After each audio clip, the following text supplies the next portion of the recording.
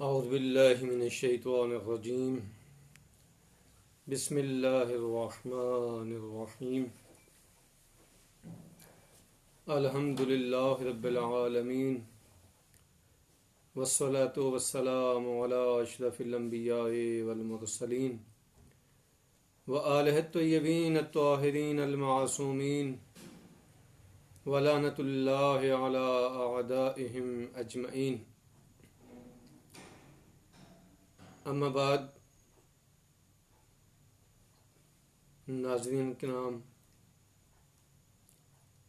ماہ مبارک رمضان کے استقبال کے حوالے سے ہماری گفتگو ہو رہی تھی پیغمبر اکرم صلی اللہ علیہ وآلہ وسلم کے خطبہ شعبانیہ پر کہ پیغمبر اکرم صلی اللہ علیہ وآلہ وسلم نے اس خطبہ مبارک میں ماہ رمضان کے فضائل کو بیان کیا ہے، اس کے آداب کو بیان کیا ہے، ماہ مبارک رمضان میں کرنا کیا ہے وہ بیان کیا ہے. کل ایک اہم سوال پہ ہماری گفتگو کا اختتام ہوا تھا کہ ماہ مبارک رمضان میں کیسے داخل ہونا ہے، وہ کون سا ادب ہے کہ اس کا خیال رکھتے ہوئے اس مبارک مہینے میں جو شہد اللہ ہے، ماہ خدا ہے، اس میں داخل ہو سکیں.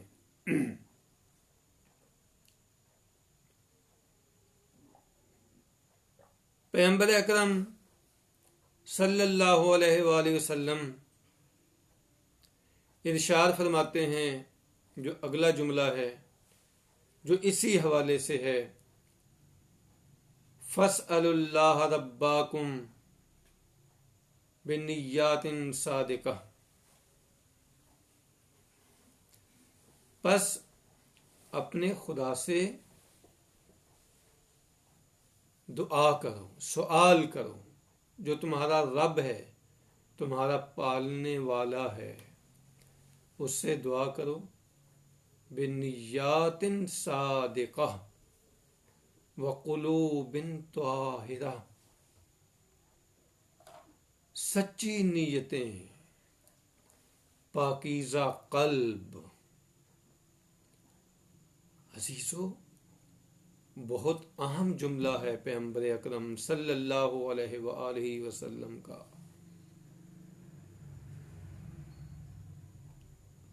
یہ آج ہمارے لیے بہت ہی غنیمت، بہت ہی عظیم جملہ پیغمبر اکرم نے عطا کیا ہے.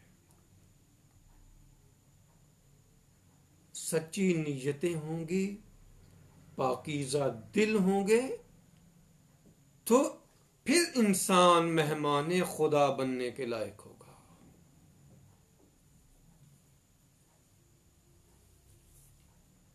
نیت کو کیسے صادق کریں، دلوں کو پاکیزہ کیسے کریں.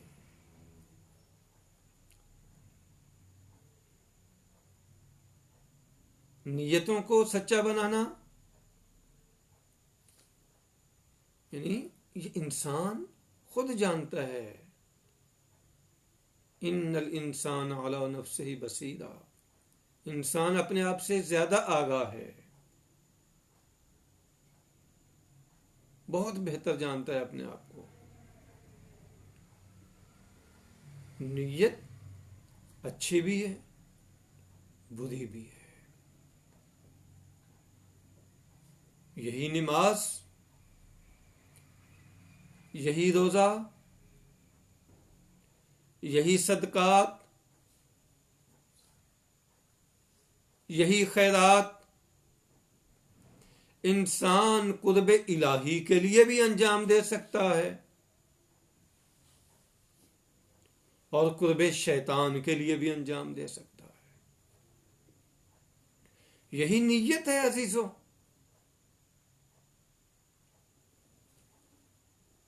ماہ مبارک رمضان میں اعمال کو انجام دینا ہے کس نیت سے؟ قرب الہی کی نیت سے، خدا کے قریب ہونے کے لیے. ہر روز ہر لمحہ انسان اپنے خدا کے قریب تر ہوتا چلا جائے. جو عمل انجام دے وہ قرب الہی کے لیے انجام دے.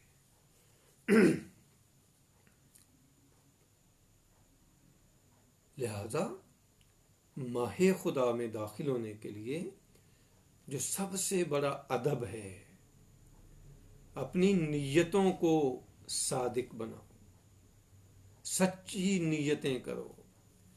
کس کے حوالے سے؟ یہ اپنے خالق کے ساتھ بھی سچے ہو جاؤ اور اس کی مخلوق کے ساتھ بھی سچے ہو جاؤ. ایسا نہ ہو کہ نماز پڑھی جا رہی ہے لیکن مخلوق خدا کے ساتھ دغل بازی ہو رہی ہے، دھوکہ ہو رہا ہے، فساد ہو رہا ہے. نیات ان صادقہ، سچی نیت. اگر کوئی میرے اعمال کو میری نیت سے سب سے زیادہ آگاہ ہے وہ میرا خدا ہے.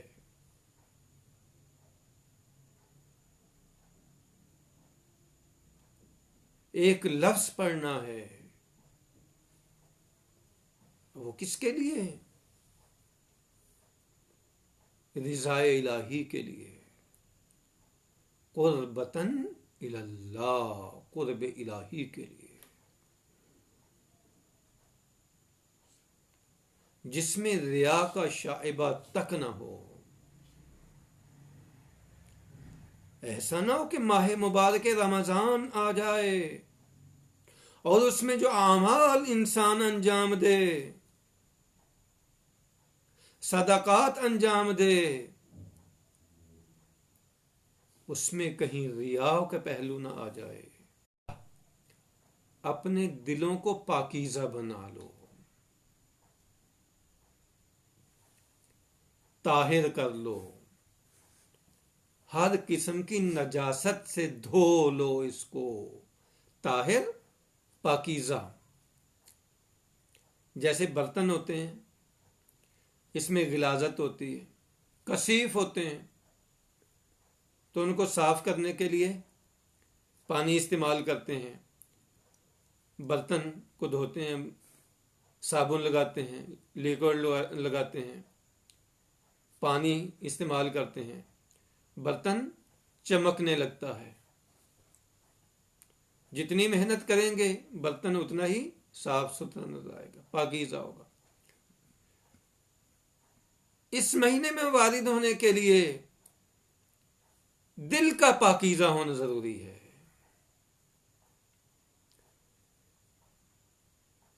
من اوساخ،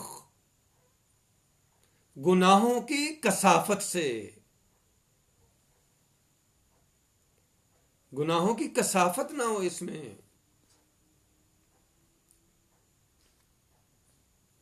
غیبت نہ ہو، چغلی نہ ہو، یعنی جو کچھ پہلے کیا ہے وارد ہونے کے لیے، ماہ رمضان میں وارد ہونے کے لیے ان گناہوں سے اپنے آپ کو دھو لو. کس چیز سے دھو لو؟ توبہ کے پانی سے. استغفر اللہ واتوب الیہ. خود توبہ ایک مفصل موضوع عزیز ہو، لیکن یہ نکتہ یاد رکھیے کہ زبان سے استغفر اللہ واتوب کہہ دینے سے توبہ نہیں ہوتی. فقط اس کے ذریعے توبہ نہیں ہوتی. اگر کسی کا مال کھایا ہے تو توبہ اسی صورت میں ہے کہ اس کا مال واپس کیا جائے. کسی کا دل دکھایا ہے، غیبت کی ہے، تو اسے معذرت کی جائے، حلالیت طلب کی جائے.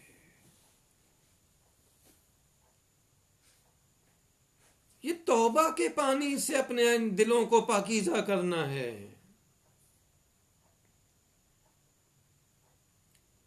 بارگاہ خدا میں مصلی بچھا کے تاریکی شب میں آنکھوں سے آنسوؤں کے قطرات نکلیں. جب دل ٹوٹتا ہے تو ٹوٹے ہوئے دل سے جو دعا نکلتی ہے وہ عرش الہی تک پہنچتی ہے. ان لوازمات کے ساتھ دعا مستجاب ہوتی ہے. لہذا ماہ مبارک رمضان میں داخل ہونے کے لیے جو اہم ترین چیزیں ہیں، پہلے اپنی نیتوں کو سچا بناؤ. ہر ایک کے ساتھ سچے رہو. خدا ہے، خدا کے ساتھ سچے ہو. مخلوق خدا ہے، اس کے ساتھ سچے ہو. جو دو نمبری نہ کرو کسی کے ساتھ. دھوکہ نہ دو، فساد نہ دو. اپنی نیت کو سیدھا رکھو. جب ایسا کرو کہ اس لائق بن جاؤ گے کہ ماہ خدا کو درک کر لو. اصلاً لوگ اس کو درک نہیں کرتے کہ یہ شہر اللہ کیا ہے. مبارک کے فیوزات سے فائدہ اٹھا سکیں گے. لہذا عزیزان محترم، نیتوں کو سچا ہمیں بنانا چاہیے. دوسرا، قلوب طاہرہ، اور دلوں کو پاکیزہ بنانا چاہیے. یہ وہ آداب ہیں جو پیغمبر اکرم صلی اللہ علیہ وآلہ وسلم نے ہمارے لیے بیان فرمائے ہیں. اور اس کے بعد جب یہ چیزیں ہو جائیں تو پھر اب سوال کرو. کس سے؟ سچی نیت اور پاکیزہ دل کے ساتھ خدا سے، بارگاہ خدا سے دعا کرو. ان یوفقکم لصیامہ، کہ ماہ مبارک کے روزے رکھنے کی خدا تمہیں توفیق عطا فرمائے. خود روزہ رکھنا عزیزو، یہ واجبات الہی میں سے، دین کے واجبات میں سے. روزہ رکھیں. مسلمان پہ روزہ فرض کیا گیا ہے، صاحب ایمان پہ روزہ فرض کیا گیا ہے. روزے کو ہرگز ترک نہ کریں. مریض ہے یا کوئی بوڑھا ہے، ان کے احکامات الگ ہیں. مسافر ہے، ان کے احکامات الگ ہیں. یعنی جب تک شریعت آپ کو روزہ چھوڑنے کی اجازت نہیں دیتی، روزہ رکھیے. پیغمبر ارشاد فرما رہے ہیں کہ خدا سے توفیق مانگو. یہ روزہ رکھنا بھی توفیقات الہی میں سے ہے. یہ توفیقات الہی میں سے عزیزو. اس کا بھی سوال کرو جیسے دیگر چیزوں کا سوال کرتے ہیں بارگاہ خدا میں ہاتھ اٹھا کے. تو کہیں پروردگار مجھے روزہ رکھنے کی توفیق عطا فرما. توفیق اس کے لیے بھی مانگے ہیں. وَتِلَاوَةَ کتابیں، اور اس مہینے میں خدا سے سوال کریں. یعنی یہ اب آداب ماہ مبارک ہیں. ماہ مبارک کا پہلا ادب کیا ہے؟ روزہ رکھنا. روزہ نہ رکھنا یہ بے ادبی ہے. بے ادب کہلائے گا وہ شخص جو ماہ مبارک رمضان ہو اس کے باوجود روزہ نہ رکھے وہ بے ادب ہے. ماہ مبارک رمضان تلاوت کتاب قرآن کی تلاوت کریں. اسی لیے حدیث مبارک ہے لکل شیء ربیع و ربیع القرآن شہر رمضان.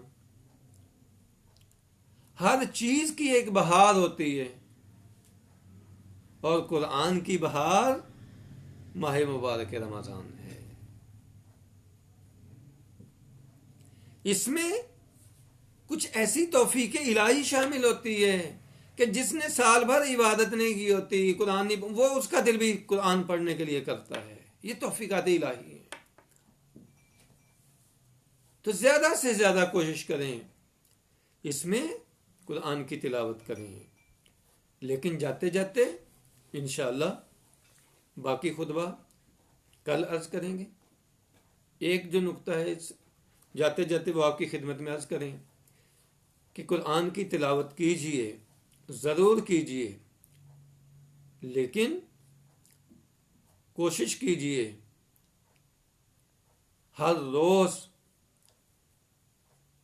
قرآن کا کچھ ترجمہ پڑھیے اور اس پہ غور کیجئے تاکہ قرآن کی ان آیات تک ہم پہنچ سکیں. افلا یتدبرون القرآن ام علی قلوب اقفالها لعلکم تتفکرون. تدبر کرنا چاہیے قرآن میں. ویسے ہی آج کل حالات انسان کے ہیں. یہ ایک قسم کی توفیق اجباری جس کو سمجھ لیں. انسان گھر میں محصور ہے عبادات میں اپنے وقت کو زیادہ صرف کرے تلاوت قرآن میں اپنے آپ کو زیادہ صرف کرے. کوشش کریں کہ اس ماہ مبارک رمضان میں قرآن کو ترجمے کے ساتھ ختم کریں. ہم مشاہدہ کرتے ہیں کتنی ایج ہو جاتی ہے 60 سال 70 سال 80 سال لیکن انہوں نے اپنی پوری زندگی میں نہ خود قرآن پڑھا ہوتا ہے یا جنہوں نے پڑھا ہوتا ہے کبھی اس کے ترجمے کو نہیں پڑھا ہوتا ہے. انہوں نے قرآن سے پھر کیا حاصل کیا ہے؟ لہذا عزیزو قرآن کو پڑھیے اور قرآن میں غور و فکر کیجیے. ایسا نہ ہو کہ قیامت کے دن ہمارا شمار ان لوگوں میں ہو جن کے بارے میں پیغمبر اکرم صلی اللہ علیہ وآلہ وسلم نے ارشاد فرمایا یا رب ان قوم اتخذوا ھذا القرآن مہجورا. پروردگار میں اپنی اس قوم کو قرآن تو دے کے گیا تھا لیکن انہوں نے قرآن کو چھوڑ دیا. نعوذ باللہ من شرور انفسنا. بارگاہ خدا میں دعا کرتے ہیں کہ اے پالنے والے تجھ کو واسطہ محمد و آل محمد علیہ السلام کا مکمل آداب کے ساتھ اس ماہ مبارک رمضان میں وارد ہونے کی ہم سب کو توفیق نصیب فرما.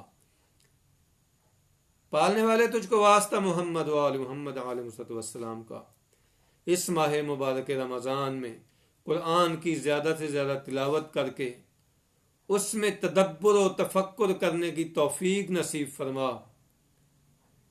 اور آخری دعا ہے پالنے والے یہ کہ جو وارث قرآن ہے اس کی بھی معرفت کی ہم سب کو توفیق نصیب فرما اور ان کے ظہور میں تعجیل فرما اور ان کے ظہور میں تعجیل کے ذریعے سے دنیا سے ظلم و ستم کا خاتمہ فرما. والسلام علیکم ورحمۃ اللہ